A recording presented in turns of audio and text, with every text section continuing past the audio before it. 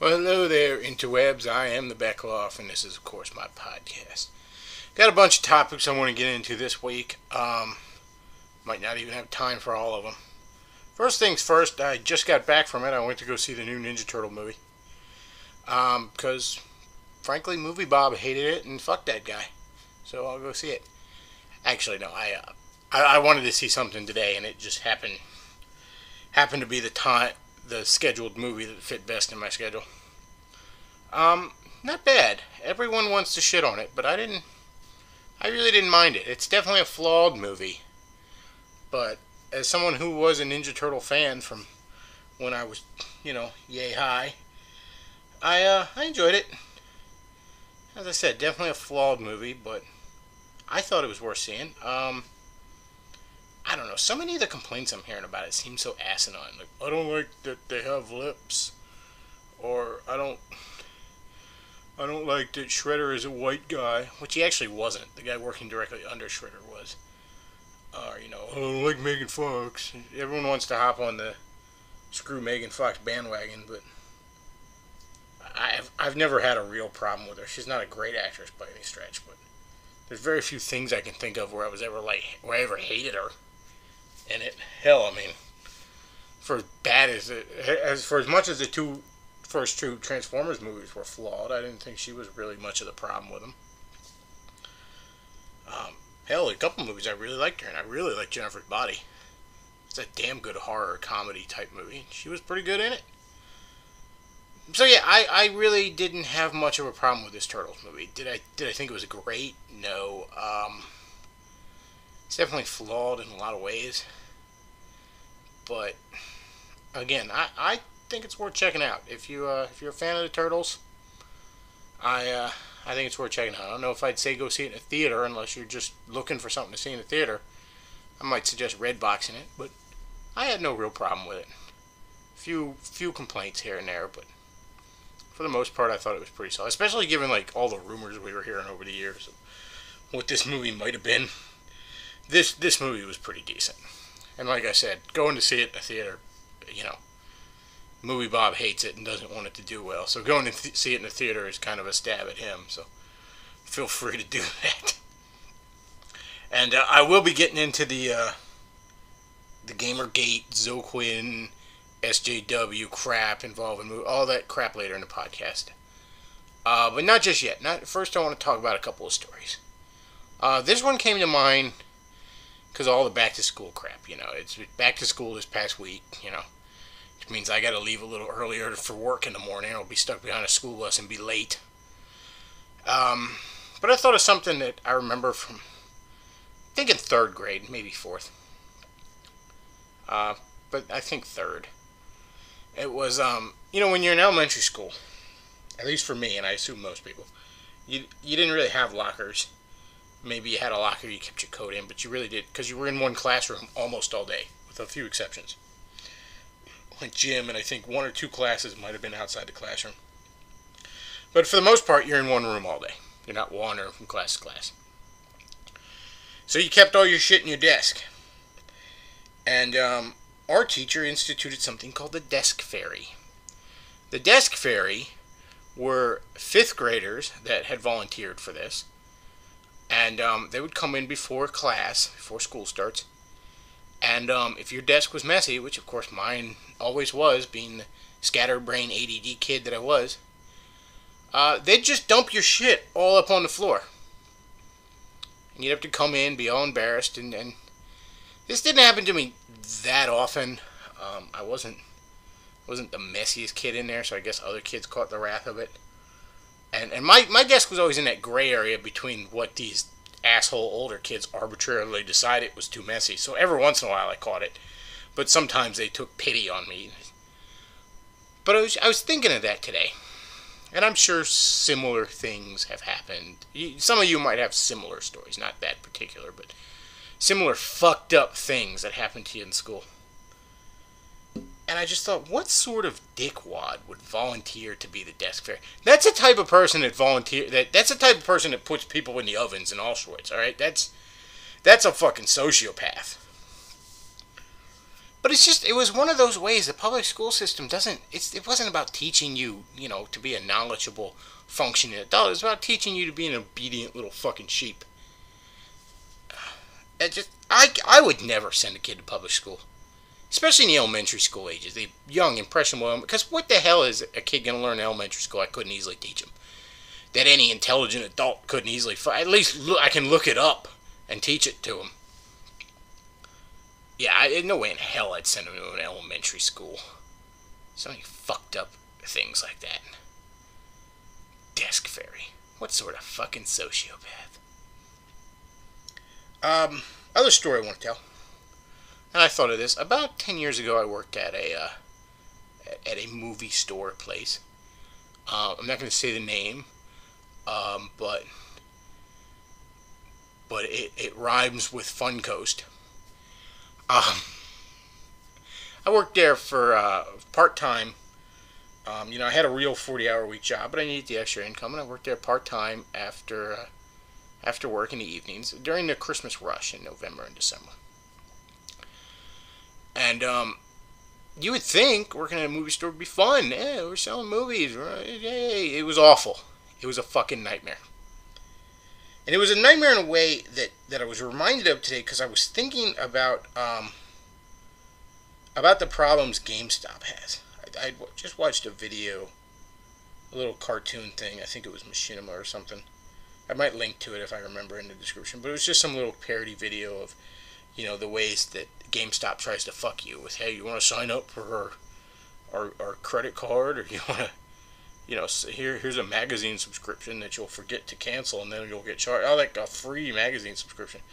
But all those kind of bullshit ways that they don't, you don't feel like you're being treated well as a customer.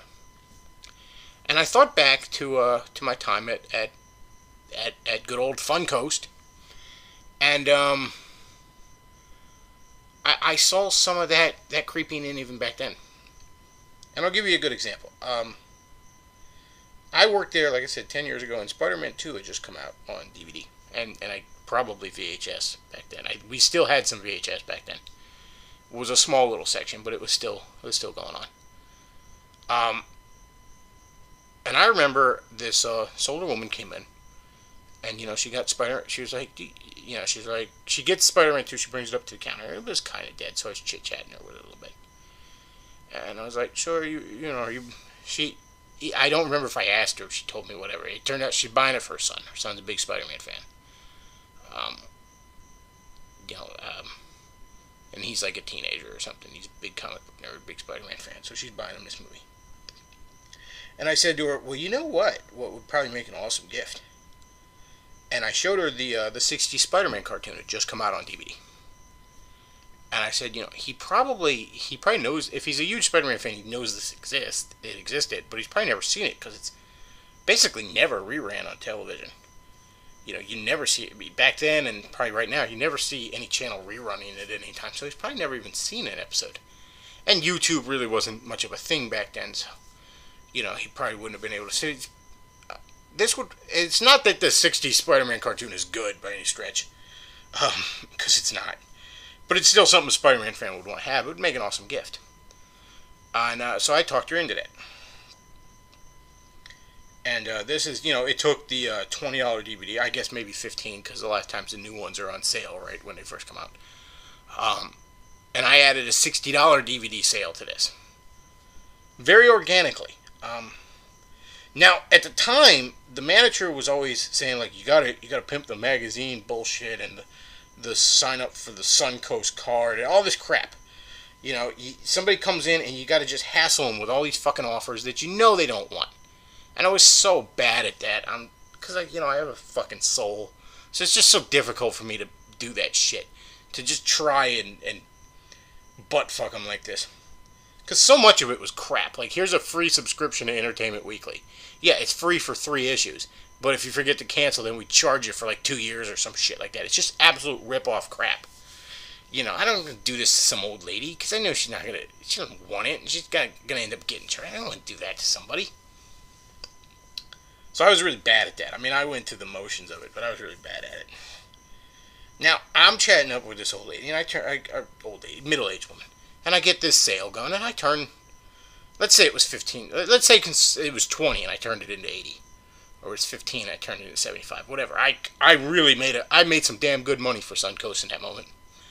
I did what Suncoast should want all of its employees to do. I upsailed this woman, but I did so in a way that was very organic, that she was very happy with. She's not going to walk away feeling like she got fucked.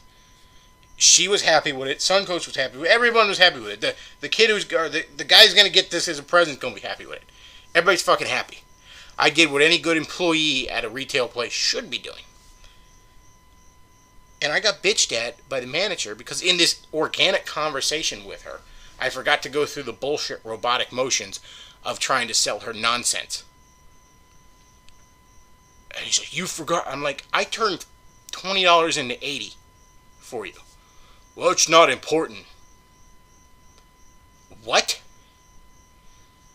It was in that moment that I was like, you know what? I think I'm going to quit. And sure enough, I did. I stayed there like maybe another week, and then I just said, you know what? I was happy to help you guys in the sale, but yeah, I don't want to. Good luck to you. I'm sorry. I'll go back to my real job. Yeah, the extra income wasn't worth it. But that's a problem, and that's the problem these GameStop places have. Now, you could say, oh, well, that's how they make their money, all that kind of crap. Well, something's wrong then. That can't be how you make your money, because it doesn't work long term. It doesn't work long term to have people feeling like they're getting fucked. Have your customers feeling like they're getting fucked. That kind of crap doesn't work long term. It's a major problem that places like Suncoast and all have. That doesn't work long term. Another thing that was interesting this week, I noticed. I guess it was Thursday. I heard this. Yeah, it was Thursday. I'm going about my evening. Running a couple errands and flip on the old Sean Hannity. Like to listen to some talk radio in the evening. The music gets boring. I like to. I don't necessarily have to agree with somebody all the way either to be enjoying their show. In fact, sometimes I enjoy a show more if I disagree with somebody. I like the challenge. But, listening to Sean Hannity, I was like, oh, who's this guy subbing for him?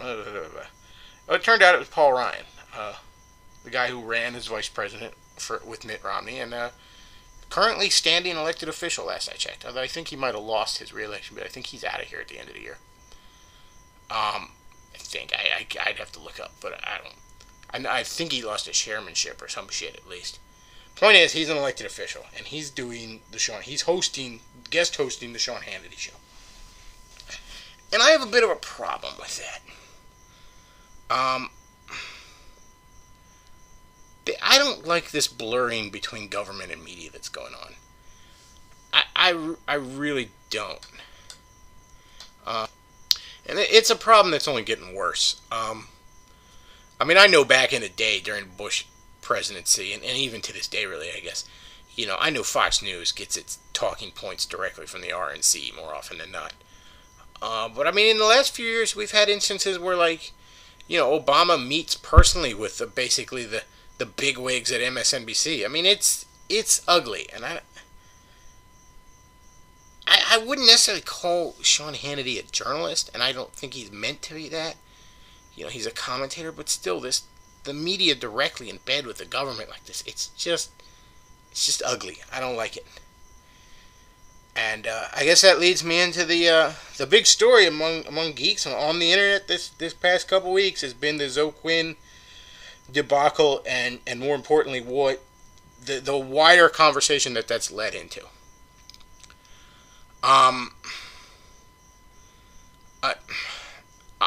What do I even need to retrace here? Zoe Quinn, turned out she was banging a bunch of guys in the industry, some of whom were game journalists. We're finding out all kinds of relationships, all kinds of ways in which so many of these game journalist sites are in bed with these developers, these indie developers, all to push bullshit social justice agendas down our throat. It's ugly. It's ugly, and it's being exposed in a big, major way. And the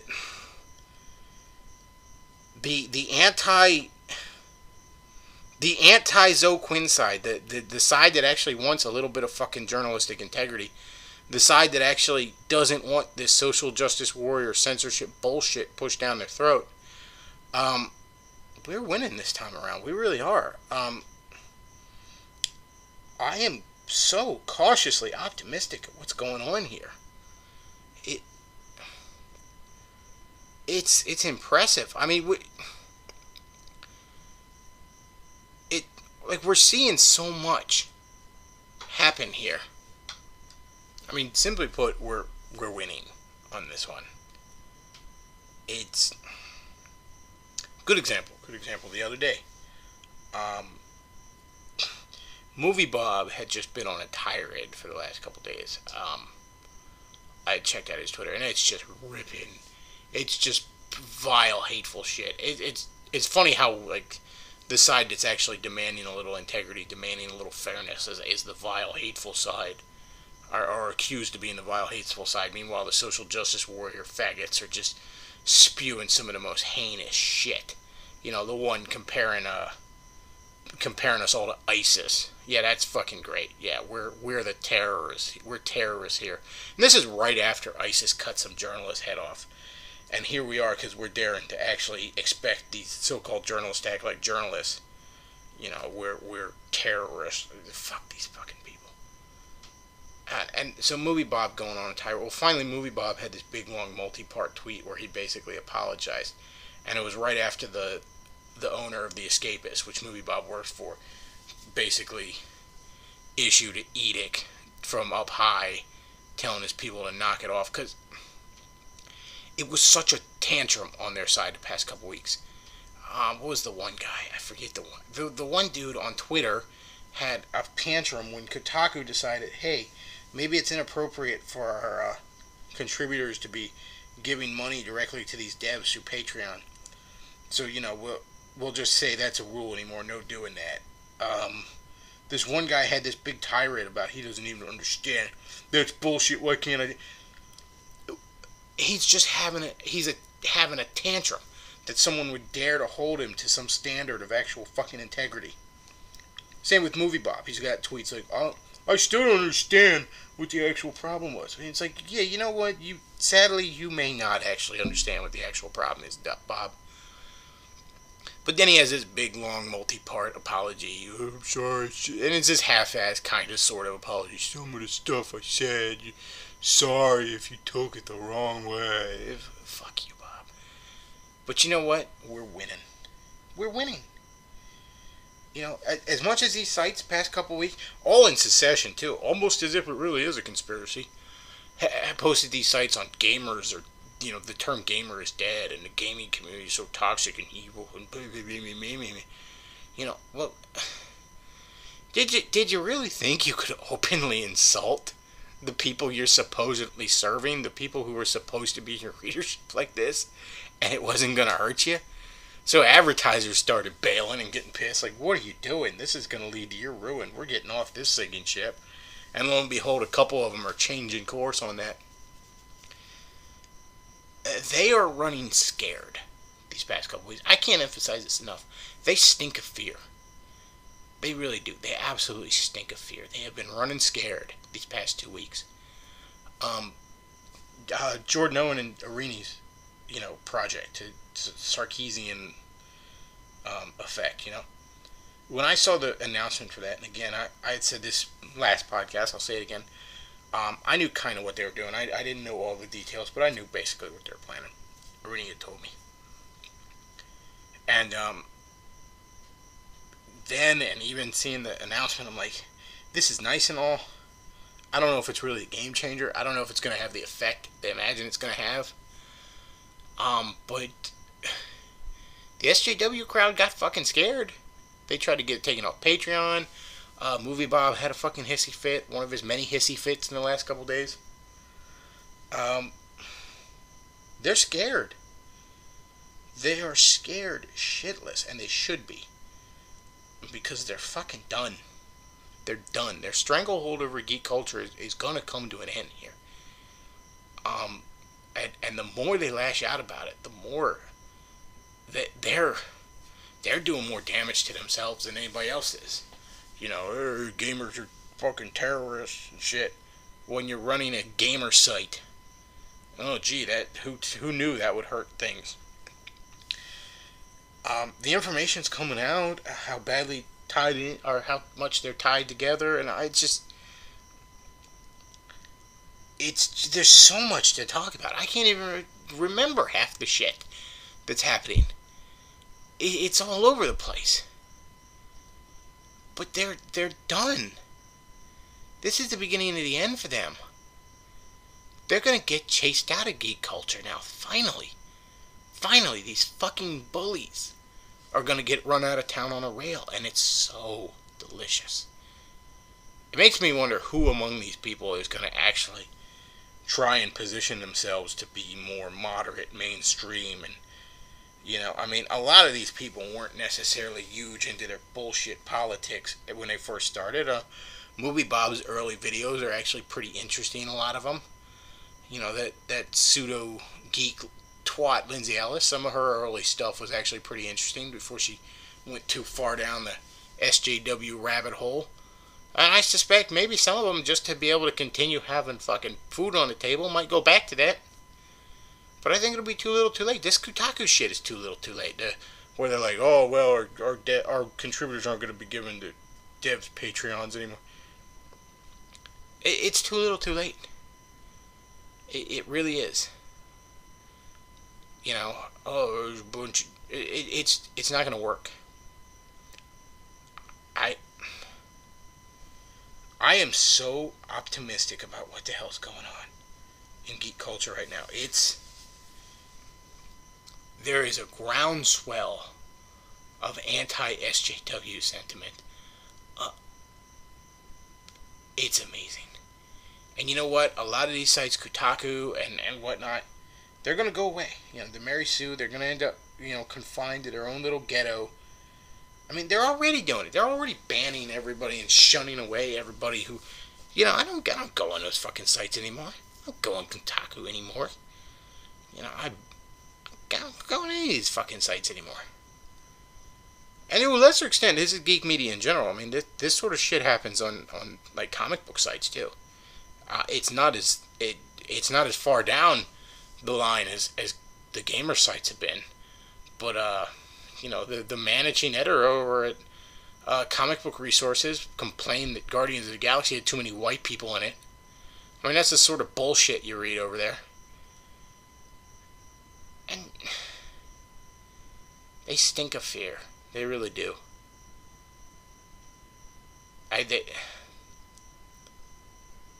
They're done. This movement is going to be torn down.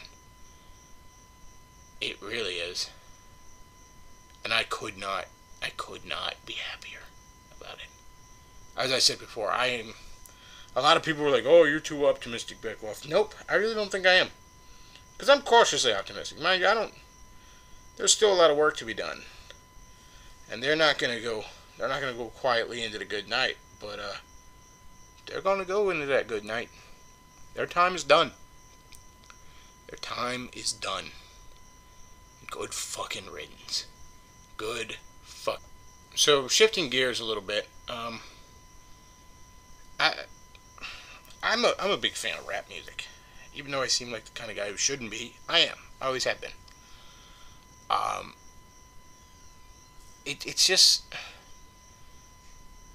It's one of the few genres that really has balls that just so many of the other genres these days don't.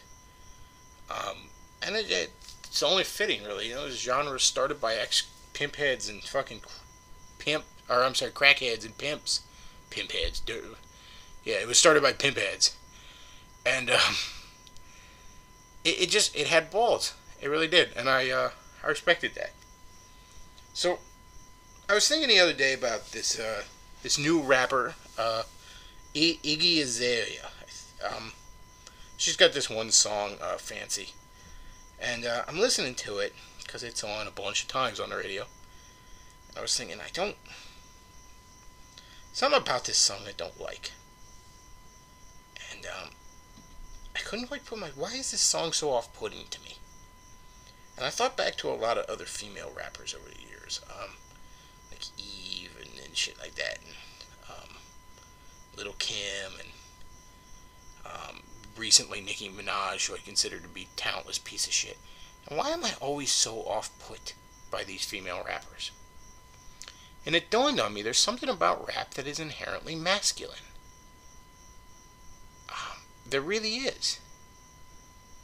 So maybe, I'm just being a sexist, cis male shitlord, but maybe there's a reason the whole fucking rap genre, the whole rap industry, never seems to support more than one token female at a time.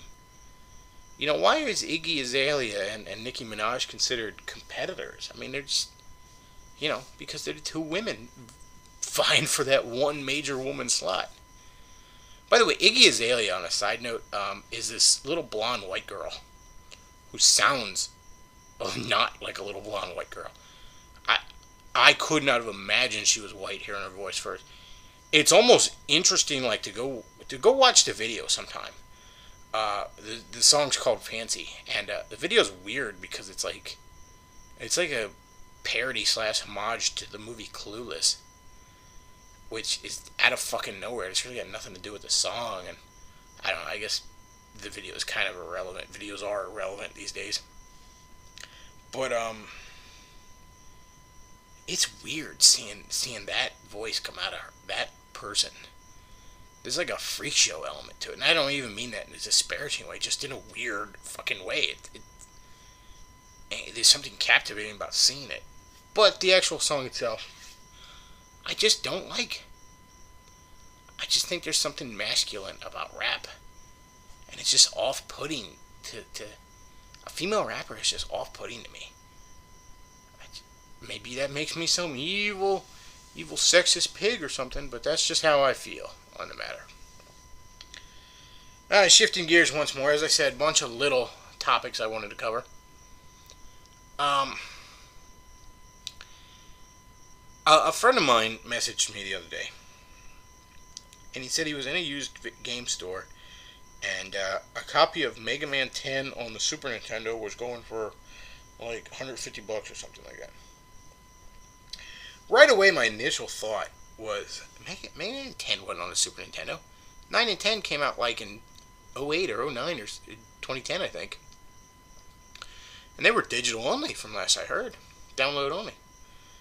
And I thought, well, maybe somebody, like, pirated. Like, maybe somebody put Mega Man 10 on a Super Nintendo cartridge. Because I could see that going for a lot of money. I've gotten reproduction carts like that before. A fan-made game, Sonic Mega Mix, and I got the Wily Wars actually on the Genesis, the Mega Man game, the Wily Wars, and that was only released on the Mega Drive, the European version of the Genesis. But then I thought, wait a second, I'm being stupid here. He meant Mega Man X. He didn't know, because everyone makes that mistake. I made that mistake back in the day. Oh, Mega Man X, that must be Mega Man 10. It's a terrible name for a spin-off series, really. Because, yeah, that was my thought when I was a kid and Mega Man X first came out. Because I hadn't been following the Mega Man games heavy. The only one I really got into was 2 when I was a kid. And they were coming out in such rapid fire. And, when you're a kid, you have no fucking concept of time. So you're like, oh, I guess this is Mega Man 10 now. Okay, whatever. But, he said it was going for like $150 or $200 or something. And Chrono Trigger was going for like $99 on the Super Nintendo. And those are both insane prices. Frankly, even if it had been like Mega Man 10 ported onto a Super Nintendo cart and all, that shit shouldn't go for more than like $80. But which by the way is a damn good example. I wonder if anybody's done that. A damn good idea. I mean, put Mega Man 9 and 10 on an NES or a Super Nintendo cart, because I'd pay good money for that. I've actually never played 9 and 10. I watched walkthroughs and all, but I have such a fucking hatred of digital-only content that I just avoid it whenever I can. You gotta really, really butter me up, really get me excited to get me to purchase a digital-only thing, generally speaking, because I just fucking hate it. You don't own it. You don't own it. You don't really own it if you don't have a physical copy. If I have a physical copy, it's mine. I keep it till the day I die. I can give it to a friend. I can sell it. wipe my ass with it if I want. But it's mine. That's not true of digital-only media. It's just not. So yeah, I avoid digital only, and because of that, I've never played Mega Man 9 and 10, despite the fact that they would be right up my alley. The day Capcom makes a Mega Man collection with 1 through 10 on any system I own is the day I will be playing Mega Man 9 and 10. Till that happens, I'm probably just not going to. But man, I'd pay good money for one or both of those on a Nintendo or Super Nintendo cart. I might pay up to $100 for one of those. But getting sidetracked, the prices were insane, and he's like, "Well, why are they like this?" And I'm like, "Well, they're like this because the person you're dealing with is a fucking thief, and they're trying to rip people off. They're trying to get people who don't know any better." But more to the point, why are the prices getting stupid? And they are. Like I said, I've been into retro games, cartridge games for a couple of years now, probably since like almost a decade now, and I bought a girlfriend bought a Genesis for me online, and then a couple years later I found a retro game store in my area, and I started getting into Super Nintendo, and recently I got into it more heavy. I got into a Game Boy, just got a regular Nintendo. I'm looking to get a GameCube and an N64, not sure which to get first. Been really weighing that too, because it almost comes down to me, do I want to replay Mario 64, or do I want to finally play Mario Sunshine? I mean, there's obviously other factors, but it basically comes down to Nintendo first-party titles, primarily. But I'll probably eventually get both. But the prices are getting up there. They really are. And the reason simple, speculators. It's becoming a bigger market. I suspect the sorry state of modern games is forcing a lot of people into the retro games. And retro games is a rich, vast library. I mean, obviously video games have been video games for a long fucking time. So, I mean, there's a lot of old systems to tear into. For fuck's sake, get yourself a PS2, and you've opened up one of the most immense... That system is one of the most immense libraries of probably any fucking system. Ever. And some damn good games, and if you like superhero games, just an embarrassment of riches on the PS2. But, yeah, the cartridges he was looking at, Mega Man X, I think shouldn't be more than $30. But again, I don't know. It's so hard to tell anymore, and it's similar as things are happening to comic books. I've mentioned before that I co-own a little comic book stand at a flea market, selling mostly back issues. And we took a look to reprice some key issues and all at the most recent price guide this year, and we were surprised. I was shocked at some of the prices. Some books that I bought for myself just a few years ago. I guess geek culture's really exploded these last couple years. It's just, the movies coming out and video games are more popular. Geek culture really exploded these last couple years, and it's made it crowded, and it's made the prices ugly. So to answer your question, why those are worth so much, my good friend, it's because A, you're getting ripped off, but B, to a lesser extent, we're all getting ripped off right now. It's rough. I mean, I remember I spent $20 on a copy of Mega Man X when I bought it a couple years ago, which I don't have it anymore. I sold it, and I have the Mega Man X collection on my PS2, of which I've only ever played one. I only ever played the first one. I really got to dig into that more. It's kind of on a backlog of stuff I've been wanting to get into. Chrono Trigger, I'm not sure. I never really got into Chrono Trigger, but I'm almost certain that's a ridiculous price. But like I said, prices have been getting ugly. They really have. And it's just these... I think what's pushing a lot of people into the retro games right now is, first of all, there's amazing games out there on these old systems. And it's just ugly for modern games right now. When you're getting fucked at both ends. AAA developers... The only AAA developer I don't feel is actively trying to butt-fuck me is Nintendo.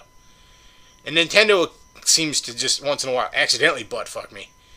But Nintendo legitimately is just trying to give people what they want. I mean, you can say, oh, well, Mario games are all the same, but that's because, people fucking like them. And I don't really think they're all the same. But that's because people like what they like. Hey, you like that piece of cake? Well, here's another piece of cake. Same cake, but more of it. Cool. I like cake. But obviously, the Xbox, one foot in the grave. Fuck them. Xbox, none. PS4, I really got no interest in. And again, the download, the DLC and DRM issues and all that kind of bullshit, I just feel like I'm getting actively fucked. And then game journalists, getting back to game journalists, some of the major game journalist sites that really cover a lot of the AAA shit, like IGN, I mean, they're bought and paid for by a lot of these game companies. Then you get the indie developers. You think, oh, well, I'll find refuge in the indie scene. No, you won't. What you'll find is a bunch of sanctimonious, mostly fucking leftists who judge you. And who fart out crap like Gone Home and Depression Quest. Which, again, corrupt-ass game journalists on that side, getting full circle back to that fucking net, are trying to tell you it's good shit. You gotta be buying Depression Quest. Oh, it's so awesome. It's ugly. So all that combined, and I don't blame people for fleeing into the retro game scene. But unfortunately, any chunk of people getting into something, and you get speculators coming in. Oh, the bane that is fucking speculators. The fucking bane that is speculators. Well, the other day I saw somebody fucking... What was that? At the indoor flea market I do my stand at, there's outdoor guys, and these are guys that just for like $10, and they don't have a contract there or nothing. They just show up for the one weekend, for whatever week they pay for that weekend. And so it's varying crowds a lot of times, but they're selling shit out the back of a van. Pardon me, needed a drink.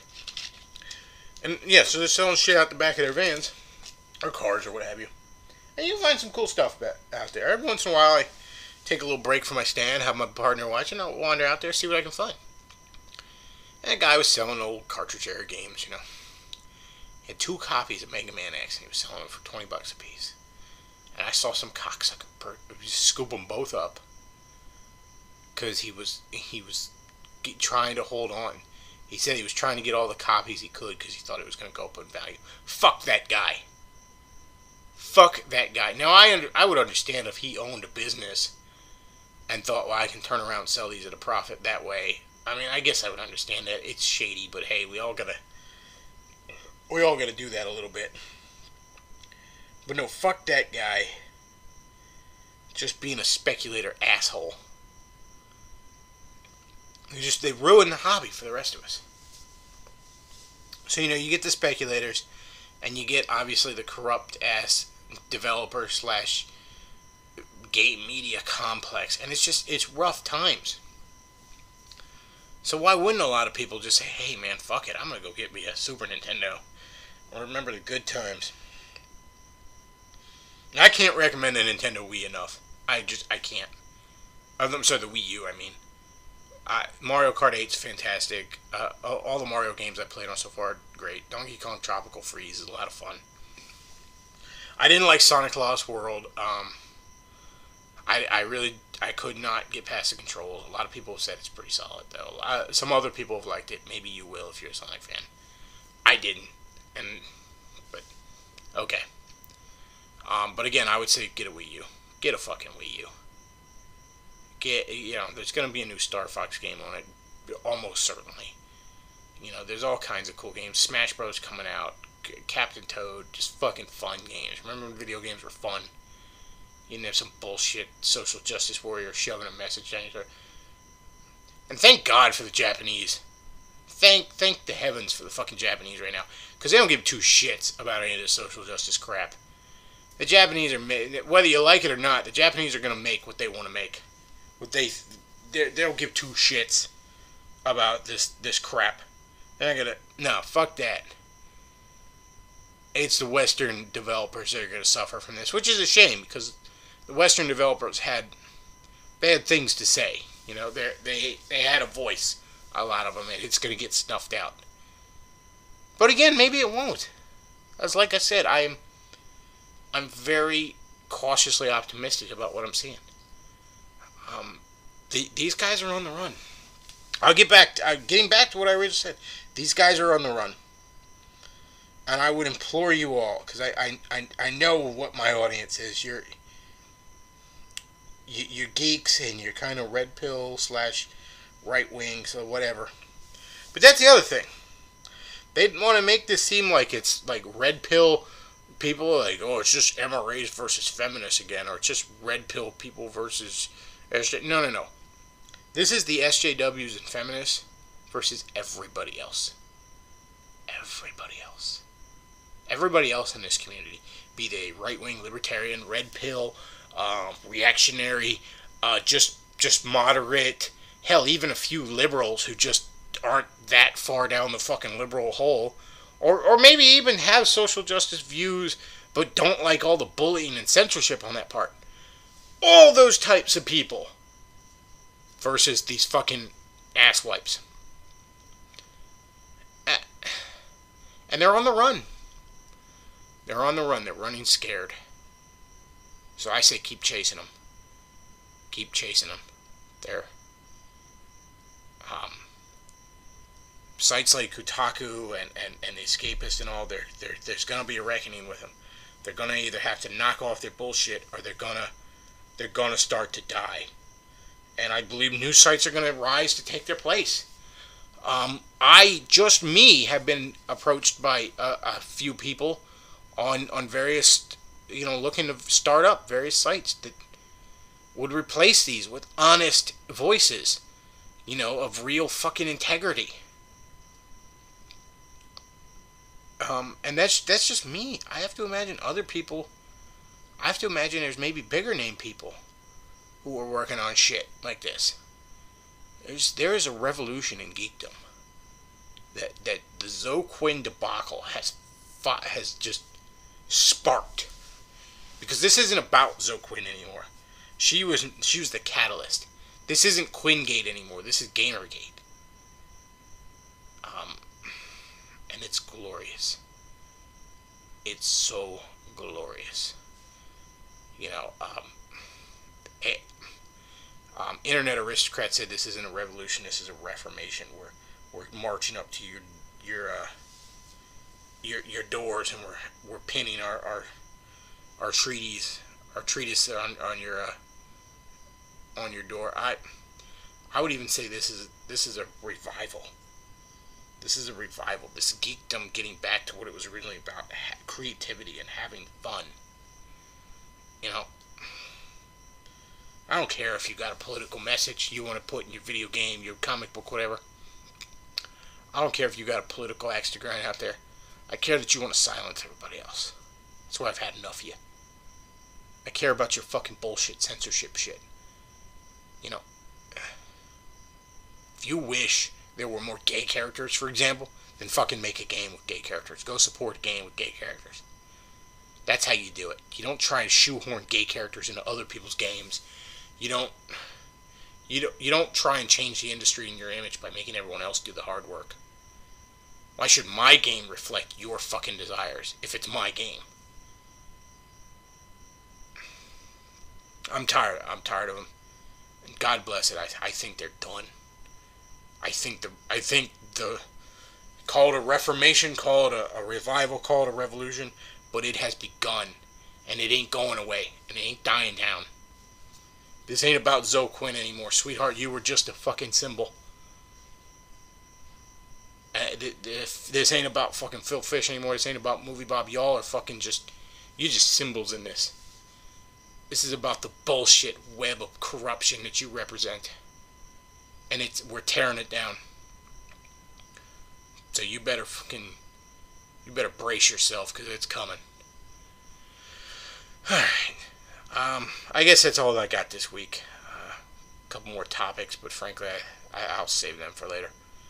Alright, folks. Thanks, as always, for listening. Bechtloff out.